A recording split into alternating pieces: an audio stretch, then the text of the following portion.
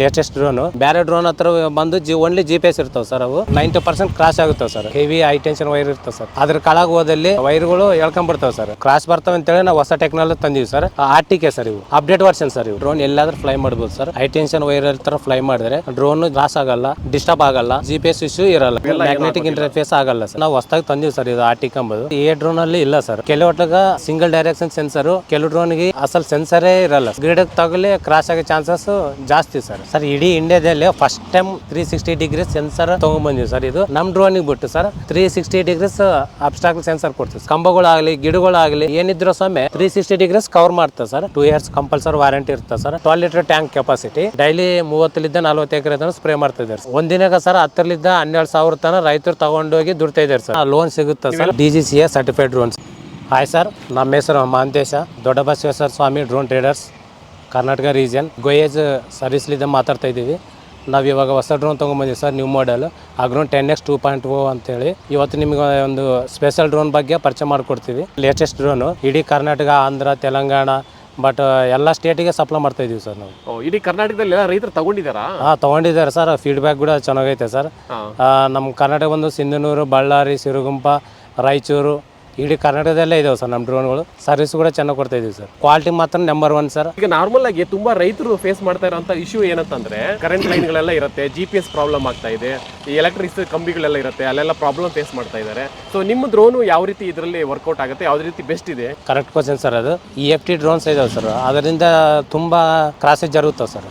Crash ಆಗ್ತಾವೆ sir. ಅದು problem ಏನಂದ್ರೆ sir, main GPS sir. GPS campus sir.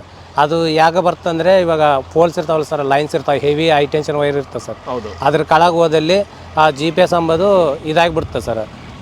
ಎಳ್ಕೊಂಡ್ಬಿಡ್ತಾವೆ sir. ವೈರ್ಗಳು ಎಳ್ಕೊಂಡ್ಬಿಡ್ತಾವೆ sir.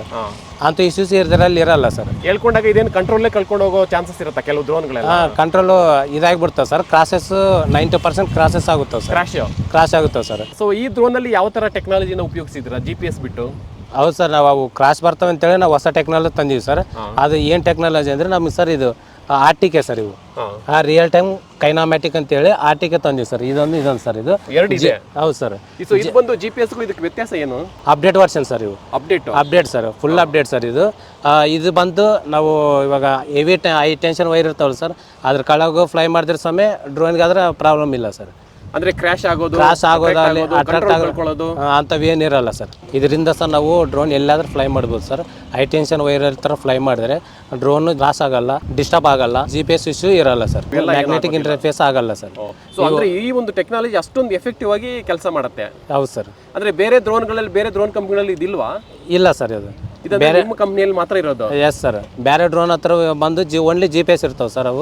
ಅವು ಬಂದು ಮ್ಯಾಗ್ನೆಟಿಕ್ ಇಂಟರ್ಫೇಸು ಫುಲ್ಲು ಎಫೆಕ್ಟ್ ತೋರಿಸ್ತವೆ ಸರ್. ಅವು ನೆಗೆಟಿವ್ ಎಫೆಕ್ಟ್ ಜಾಸ್ತಿ ಇರ್ತವೆ ಸರ್. ಅವು ಪ್ರತಿ ಸಾರಿ ನಾವು ಕಾಂಪಾಸ್ ಮಾಡ್ಬೇಕು ಸರ್. ನಮ್ಮ ಡ್ರೋನ್ ಬಂದು ಕಾಂಪಾಸ್ ಮಾಡೋ ಅವಸರ ಇಲ್ಲ sir. GPS issue, magnetic interface issue, ಇವು ಪವರ್ ಲೈನ್ಸ್ ಇಶ್ಯೂ, ಅದರಿಂದ ಫುಲ್ಲು ಕ್ರಾಶ್ ಆಗುತ್ತವೆ ಸರ್. ಅಂದ್ರೆ ಈಗ ಹೈ ಟೆನ್ಷನ್ ಲೈನ್ ಇರುತ್ತಲ್ಲ, ಅದ್ರ ಕೆಳಗಡೆ GPS ಇದ್ರೆ ಸರಿಯಾಗಿ ಸ್ಪ್ರೇ ಮಾಡೋಕ್ಕೂ ಆಗಲ್ಲ. ಹಾಗಾದ್ರೆ ಆಗಲ್ಲ ಸರ್. GPS ಇದ್ರೆ ಆಗಲ್ಲ ಸರ್. ಬಟ್ ಇವಾಗ RTK ಬಂದು ಮಾಡ್ಬೋದು ಸರ್, ಸ್ಪ್ರೇ ಮಾಡ್ಬೋದು. ಒಂದು RTK ಅಂತ ಹೇಳ್ತಾ ಇದೀರಲ್ಲ, ಅದು ಚೈನಾ ಡ್ರೋನು ಮತ್ತೆ ಬೇರೆ ಡ್ರೋನ್ಗಳೆಲ್ಲೂ ಇದೆಯಾ? ಪ್ರೆಸೆಂಟು ಡ್ರೋನ್ ಅಲ್ಲಿ ಇಲ್ಲ ಸರ್. ಪ್ರೆಸೆಂಟ್ ನಾವು ಹೊಸದಾಗಿ ತಂದೀವಿ ಸರ್ ಇದು RTK ಅಂಬೋದು. ಬೇರೆ ಡ್ರೋನಿಗೆ FC ಯೂಸ್ ಮಾಡೋದು K++, K3 Pro, VKV9 sir present. ಈ ಡ್ರೋನ್ಗಳಿಗೆ ಈ FC ಇನ್ಸ್ಟಾಲ್ ಮಾಡಿರ್ತಾರೆ ಸರ್. ಅವರು RTK ಸೇರಿಸ್ಕೋಬೇಕಂದ್ರೆ ಅವ್ರಿಗೆ ಭಾರಿ ಕಾಸ್ಟ್ ಬರ್ತದೆ ಸರ್. 2 lakhsವರೆಗೆ ಖರ್ಚಾಗುತ್ತೆ ಸರ್. ಅವರು ಚೈನಲ್ಲಿದ್ದು ಇಂಪೋರ್ಟ್ ಮಾಡಬೇಕು, ಕಸ್ಟಮ್ಸ್ ಪ್ರಾಬ್ಲಮ್ಸು ಇವೆಲ್ಲ ಇರ್ತವೆ ಸರ್. ಅದಕ್ಕೆ ಜಾಸ್ತಿ ಖರ್ಚಾಗುತ್ತೆ ಸರ್. ನಮ್ಮದು made in India FC sir.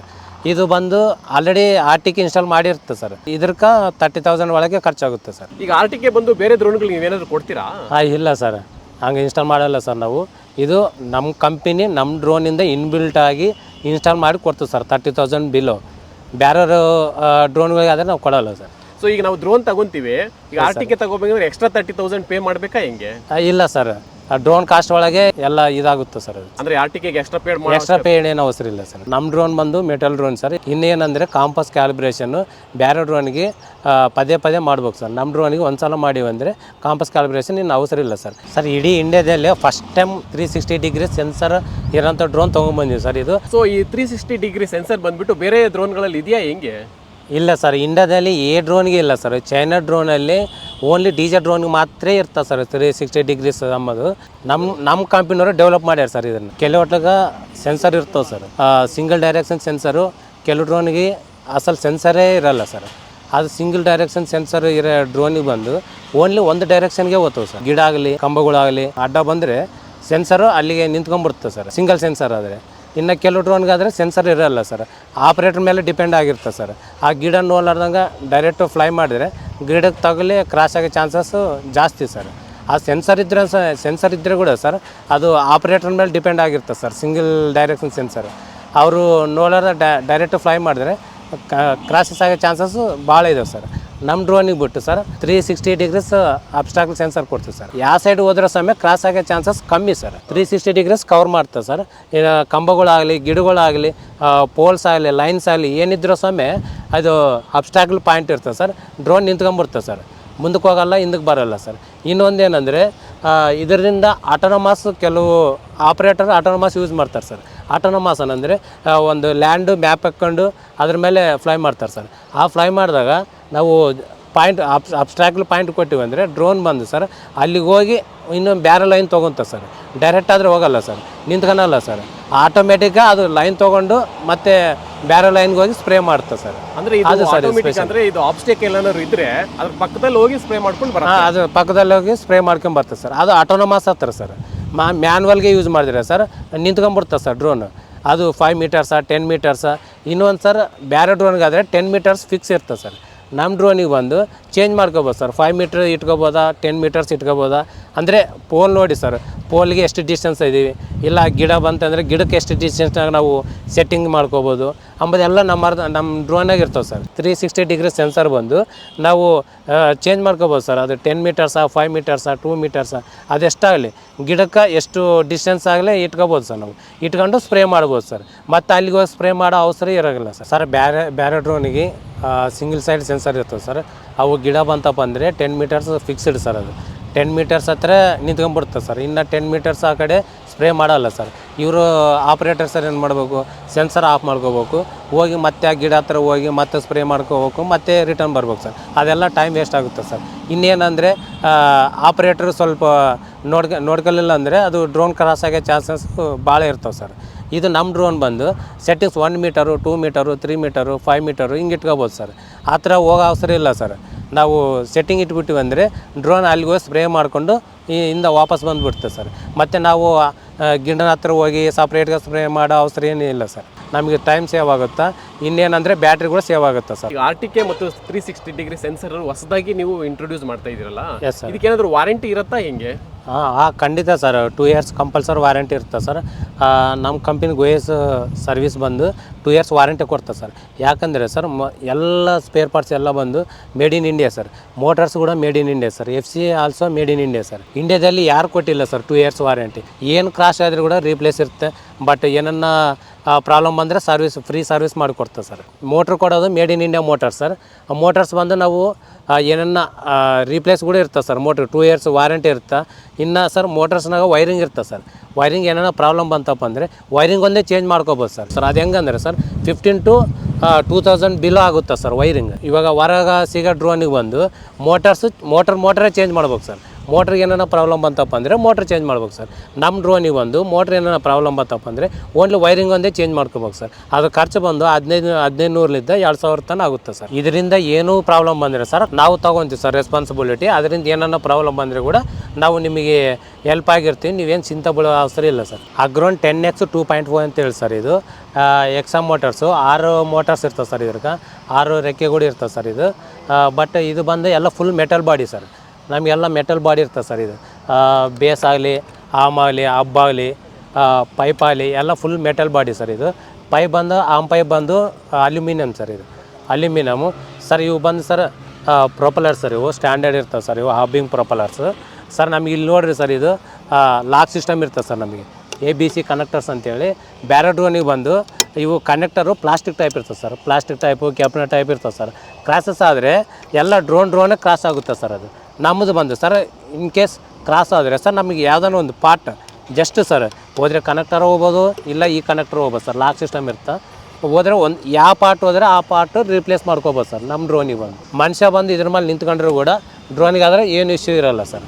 Next ನೋಡಿ ಸರ್, ನಾವು ಸೆಂಟ್ರಿಫಿಕಲ್ ನಾಜಿಲ್ ಕೊಡ್ತೀವಿ, ಇಲ್ಲಾಂದರೆ ಫ್ಲಾಟ್ ನಾಜಿಲ್ ಕೂಡ ಕೊಡ್ತೀವಿ ಸರ್. ಸೆಂಟ್ರಿಫಿಕಲ್ ನಾಜಿಲ್ ಬಂದು 10 to 15 ಮೀಟರ್ಸ್ವರೆಗೆ ಸ್ಪ್ರೆಡ್ ಆಗುತ್ತೆ ಸರ್. ಇಲ್ಲ ಫ್ಲಾಟ್ ನಾಜಿಲ್ ಬಂದರೆ 10 ಮೀಟರ್ಸ್ವರೆಗೆ ಸ್ಪ್ರೆಡ್ ಆಗುತ್ತೆ ಸರ್. ಟ್ಯಾಂಕರ್ ಸರ್ ಇದು 12 ಲೀಟರ್ ಟ್ಯಾಂಕ್ ಕೆಪಾಸಿಟಿ. ನಾವು ಕೊಡೋ ಬ್ಯಾಟ್ರಿದಿಂದ 8 ಲಿಂದ 10 ಟ್ಯಾಂಕ್ ತನಕ ಸ್ಪ್ರೇ ಮಾಡ್ಕೋಬೋದು ಸರ್. ನಾವು 14S ಬ್ಯಾಟ್ರಿ ಕೊಡ್ತೀವಿ ಸರ್. ಕ್ಯಾಮ್ರಾ ಅದ ಸರ್, LED ಲೈಟ್ಸ್ ಅವ ಸರ್. ಇದು ಬಂದು T12 ರಿಮೋಟ್ ಸರ್. ಇದು ಈಸಿ ಟ್ರಾನ್ಸ್ಪೋರ್ಟ್ ಮಾಡ್ಕೋಬೋದು ಸರ್. ಇದು ಮನುಷ್ಯ ಎಗಿನ ಮೇಲೆ ಈಸಿಗೆ ಹೊತ್ಕೊಂಡು ಹೋಗ್ಬೋದು.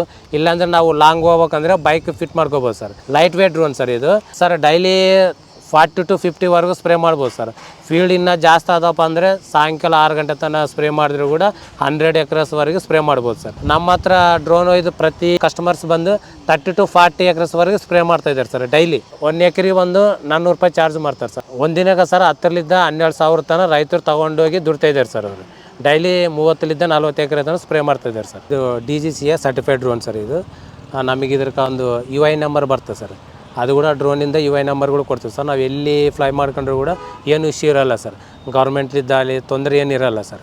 ಆಲ್ರೆಡಿ ಪರ್ಮಿಷನ್ ಇರ್ತದೆ ಸರ್ ನಮಗೆ. ನಾವು ಆಲ್ರೆಡಿ ಗಾಡಿ ಕೊಂಡ್ರೆ ನಮಗೆ RC ಹೆಂಗೆ ಪ್ರೊವೈಡ್ ಮಾಡ್ತಾರೆ UI ನಂಬರ್ ಅಂತೇಳಿ ಕೊಡ್ತೀವಿ ಸರ್. ಸೊ ಇದು ಬಂದು ಲೋನ್ ಸಿಗತ್ತಾ ಇದಕ್ಕೆ? ಲೋನ್ ಸಿಗುತ್ತೆ ಸರ್. ಮಾಡ್ತೀರಾ? ಲೋನಿಗೆ ಹೆಲ್ಪ್ ಮಾಡ್ತೀವಿ ಸರ್ ನಾವು ಕೂಡ. ಸಬ್ಸಿಡಿ ಆದ ಸರ್, ಗೌರ್ಮೆಂಟು ಸ್ಕೀಮ್ ಇದೆ ಸರ್, AIF ಅಂತೇಳಿ ಅಗ್ರಿ ಇನ್ಫ್ರಾಸ್ಟ್ರಕ್ಚರ್ ಫಂಡು. ಅದರ ಹತ್ರ ಸಬ್ಸಿಡಿ ಕೂಡ ಸಿಗುತ್ತೆ ಸರ್. ಕೆಳಗಡೆ ಇರೋ ನಂಬರ್ಗೆ ಕಾಲ್ ಮಾಡಿರಿ ಸರ್, ಅದ್ರ ಬಗ್ಗೆ ಮಾಹಿತಿ ಕೊಡ್ತೀವಿ. ಬಟ್ ನೀವು ಯಾವ ಏರಿಯಾಲಿದ್ದ ಕಾಲ್ ಮಾಡಿದ್ರೆ ಸ್ವಾಮಿ, ಅಲ್ಲಿ ಯಾರ್ದನ್ನ ಡ್ರೋನ್ ಇದ್ರೆ ಕೂಡ ನಮ್ಮ ಕಸ್ಟಮರ್ ಕಾಂಟ್ಯಾಕ್ಟ್ ನಂಬರ್ ಕೊಡ್ತೀವಿ. ಅಲ್ಲಿ ಕೂಡ ನೀವು ತಿಳ್ಕೊಬೋದು ಡ್ರೋನ್ಸು ಬಗ್ಗೆ. ಸರ್ವಿಸ್ ಕೂಡ ನಾವು ಆಲ್ರೆಡಿ ನಾವು ಟ್ರೈನಿಂಗ್ ಹತ್ರ ನೀವು ಫುಲ್ಲು ಟೋಟಲ್ ಸರ್ವಿಸು ಕಳಿಸ್ಕೊಡ್ತೀವಿ ಸರ್. ನೀವು ಏನು ಪ್ರಾಬ್ಲಮ್ ಬಂದರೆ ನೀವಾಗಿ ನೀವೇ ಸಾಲ್ವ್ ಮಾಡೋಷ್ಟು ಟ್ರೈನಿಂಗ್ ಕೊಡ್ತೀವಿ. ಇನ್ನೇನಂದರೆ ಇನ್ನೂ ಏನೇನೋ ಪ್ರಾಬ್ಲಮ್ ಬಂದರೆ ವೀಡಿಯೋ ಕಾಲ್ ಹತ್ರ ಆಗಲಿ ಫೋನ್ ಕಾಲ್ ಹತ್ರ ಆಗಲಿ ನಾವು ಕ್ಲಿಯರ್ ಮಾಡಿಕೊಡ್ತೀವಿ ಸರ್.